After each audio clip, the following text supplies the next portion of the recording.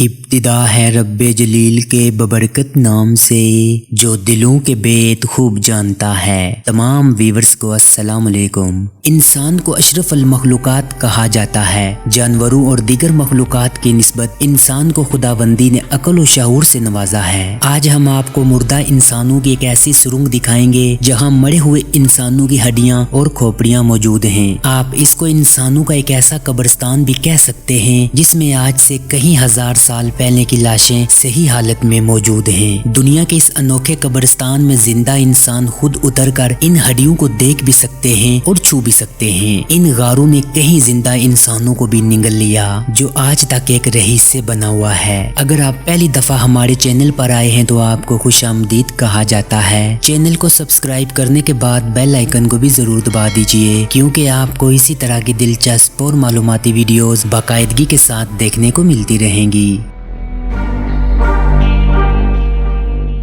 दुनिया में बहुत सारे कैटाकॉम्ब यानी ज़ेरे ज़मीन इंसानों के कब्रिस्तान मौजूद हैं, लेकिन पेरिस का ये कैटाकॉम्ब काफी मशहूर है। इस कैटाकॉम्ब में कमो पेश 70 लाख मुर्दे मौजूद हैं। इसे 20वीं सदी के शुरू में इस गार को सियाहों के लिए खोला गया था। मकामी गाइड मशलों की रोशनी में लोगों को इन गारों में ले जाते हैं, इन्हें हड्डियों का ढेर और गार की सैर भी करवाते हैं। जबकि इस दौरान बेशुमार सियाह इन गारों में गुम भी हुए और इन पर बादजां नावल भी लिखे गए और फिल्में भी बनी। इन गुमशुदा लोगों में बरतानिया के 25 सियाहों का एक ग्रुप भी शामिल है। ये लोग सैरो सियाहत की गर्ज से गार में उतरे और इसके बाद सूरज की रोशनी नहीं देख सके। इनके साथ क्या हुआ, कहाँ चले गए, कोई नहीं जानता। ये गार 200 किलोमीटर तवील है। इसका सिर्फ 200 मीटर हिस्सा सियाहों के लिए खोला गया है। सियाह 130 सीढ़ियां उतर कर गार में उतरते हैं और 4 फीट चौड़े और 6 फुट नीचे गार में तकरीबन 1 किलोमीटर सफर करते हैं और फिर इस जगह पर पहुंच जाते हैं जहां तीनों अतराफ इंसानों की हड्डियों के अंबार लगे हैं। इस जगह गार की दीवारें हड्डियों से बनी हैं। हड्डियों के ऊपर हड्डी और खोपड़ियों के ऊपर खोपड़ी रखी है और इन्हें देखकर इंसानी ताकत का बखूबी अंदाजा होता है। सुरंग में बहुत से गार नुमा गड्ढे मौजूद हैं जिनकी मजमूई लंबाई 200 किलोमीटर के करीब है। इन गारों की दीवारों में चनी हुई इंसानी हड्डियां और खोपड़ियां हैं। पेरिस का कैटाकॉम्ब एक जिंदा कब्रिस्तान है जिसकी दीवारें इंसानी हड्डियों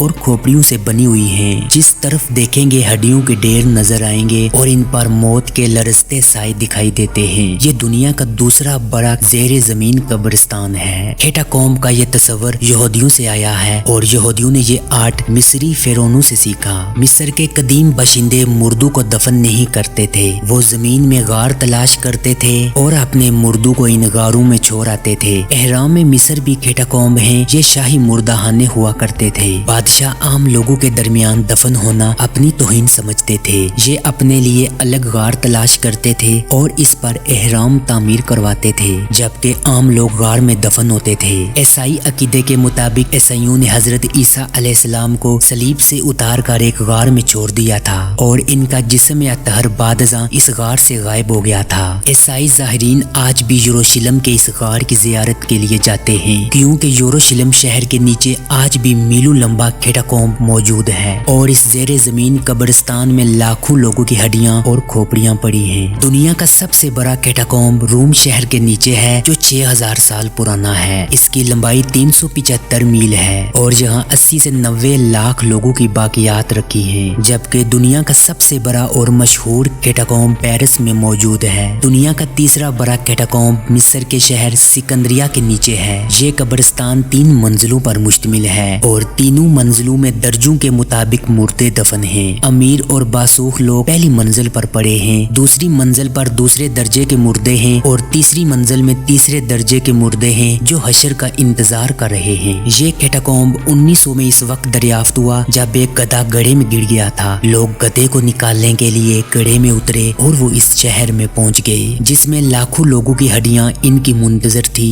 दुनिया का चौथा और सबसे बड़ा कैटाकॉम्ब गॉडफादर के सिजली शहर पोलर मुंह में वाक़या है। ये 16वीं सदी में दरियाफ्त हुआ। इसी तरह माल्टा में 4वीं से 9वीं सदी का कैटाकॉम्ब भी मौजूद है। वेहाना शहर के सेंट स्टीवन कैथेड्रल के नीचे आज भी एक लंबा कैटाकॉम्ब मौजूद है और चेक रिपब्लिक के शहर ब्रोनो में दुनिया का 7वां बड़ा कैटाकॉम्ब है। इसमें 50,000 मुर्दे अपने हिसाब का इंतजार कर रहे हैं। यूक्रेन के शहर ओडेसा के नीचे 2,500 किलोमीटर लंबे गार मौजूद हैं और इन गारों में कई कैटाकॉम्ब भी मौजूद हैं। यूक्रेन की हुकूमत ने 1995 में चंद लोग इन गारों में उतारे। ये लोग मुसलसल 27 घंटों तक चलते रहे और उन्होंने 40 किलोमीटर सफर तय किया। 2005 में चंद नौजवानों ने इस कैटाकॉम्ब में न्यू ईयर पार्टी का बंदोबस्त किया। पार्टी के दौरान माशा नामी एक लड़की रास्ता भटक गई। पुलिस को इसकी लाश तलाश करने में 2 साल लगे। यूक्रेन के कैटाकॉम्ब का टेम्परेचर इंतहाई कम होता है, चनाचे वहाँ आज भी सैकड़ों साल पुरानी लाशें असल हालत में मौजूद हैं और साइंसदान अमूमन तहकीक के लिए यहाँ से नमूने हासिल करते हैं। लेकिन पेरिस का कैटाकॉम्ब इन तमाम कैटाकॉम्ब्स के मुकाबले में सबसे बेहतर है। 1780 में पेरिस में खौफनाक बारिशें हुई और बारिशों ने कब्रिस्तान तबाह कर दिए और मुर्दों की हड्डियां शहर में तैरने लगी। इसकी वजह से वबाएं फूटने लगी। बादशाह ने खसूसी अख्तियारात का इस्तेमाल किया और इन तमाम हड्डियों को जमा करके गारों में दफन करने का हुक्म दिया।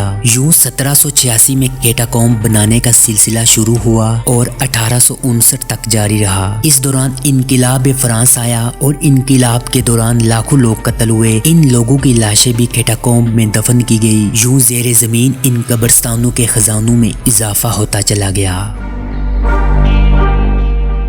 वीडियो के मुतालिक अपनी राय कमेंट बॉक्स में जरूर दीजिएगा। आपसे होगी मुलाकात अगली वीडियो में। तब तक के लिए मुझे दीजिएगा इजाजत। अल्लाह निगहबान।